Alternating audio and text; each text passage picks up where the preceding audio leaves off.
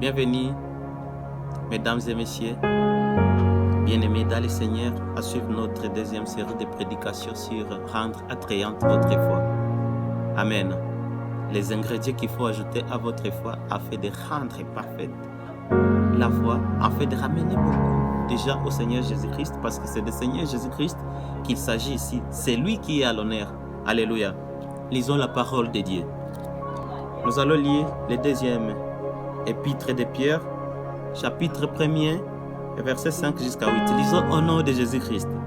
Pour cette raison même, faites tous vos efforts afin d'ajouter à votre foi la qualité morale, à la qualité morale la connaissance, à la connaissance la maîtrise de soi, à la maîtrise de soi la persévérance, la piété, à la piété l'amitié fraternelle, à l'amitié fraternelle l'amour. En effet, si ces qualités sont à vous et se développent, elles ne vous laissent pas stériles, elles ne vous laissent pas inactifs pour la connaissance de notre Seigneur Jésus-Christ. Amen. La fois passée, nous avons exploité les deux premiers ingrédients, la vertu ou la qualité morale, et nous avons exploité aussi la science. Nous avons vu comment un beau serviteur de Dieu doit être vertueux, il doit produire de bons fruits, il doit être quelqu'un qui a des paroles de bénédiction et qui a un bon comportement.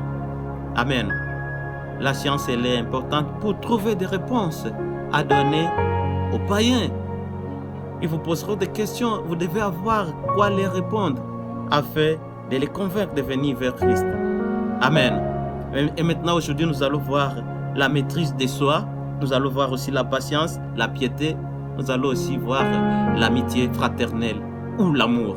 Alléluia. Prenons le premier élément, la maîtrise de soi.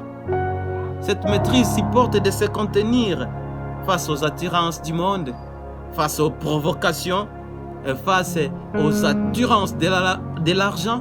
Nous devons savoir nous contenir face à tout cela. Et c'est ça bien même qu'on appelle la maîtrise de soi. Alléluia. Avoir la maîtrise de soi. Un beau serviteur doit savoir se maîtriser. Maîtriser sa langue. Amen. Mais toi, comme serviteur de Dieu, qu'est-ce qui sort de ta bouche comme parole? Les paroles qui devraient sortir de ta bouche, ce sont les paroles de bénédiction. Amen. Vous ne devez pas céder à la provocation et contrôler vos mots, contrôler vos paroles, va faire à ce que vous soyez respectés et vous rameniez beaucoup déjà au Seigneur. Alléluia. Alléluia. Le but de se maîtriser, le but d'avoir la maîtrise de soi, eh bien, et ça vous prévient contre les péchés. Et donc, c'est un moyen efficace de prévention contre les péchés. La maîtrise de soi. Amen. Vous savez maîtriser vos pensées. Vous savez maîtriser tout votre corps afin qu'il ne vous amène pas vers le péché. Alléluia. Maîtrisez votre langue. Maîtrisez vos pensées. Maîtrisez votre corps. La maîtrise de soi. Un beau serviteur de Dieu doit avoir cette qualité. Amen. Tel un gouvernail est capable de diriger tout un bateau dans la mer, dans l'océan, eh bien, vous devez aussi être capable de gérer votre langue, de parler des paroles qui convainquent, des paroles qui construisent le corps du Christ. Amen. Nous allons aussi parler, maintenant nous passons à la patience. Amen. C'est la capacité de supporter des situations difficiles, la capacité de supporter des situations de crise. Votre boulot est peut-être fini, vous êtes révoqué du boulot. Il faut avoir la patience. Il ne faut pas pécher. Votre salaire est modique, vous ne parvenez pas à joindre l'autre bout du mois. Eh bien, il faut toujours être patient.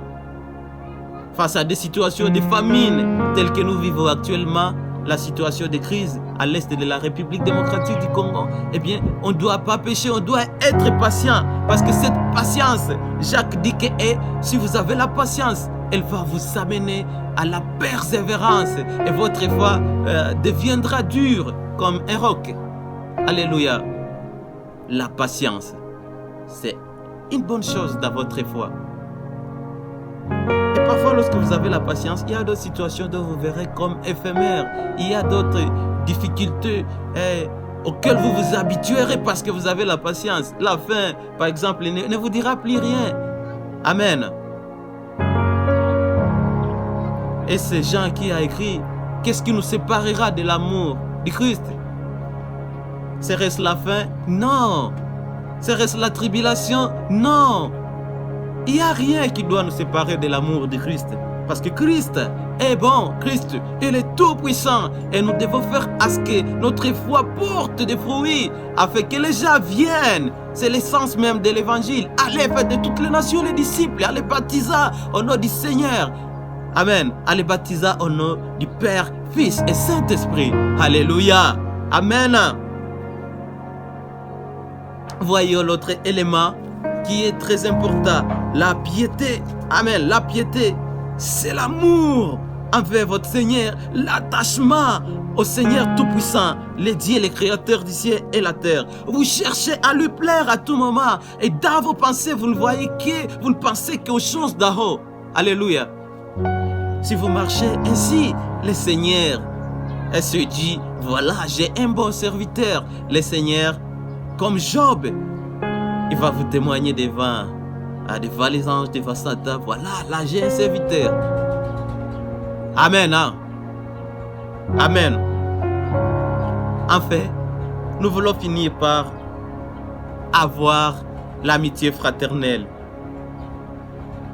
Lisons 1 Jean 3, 18, 19.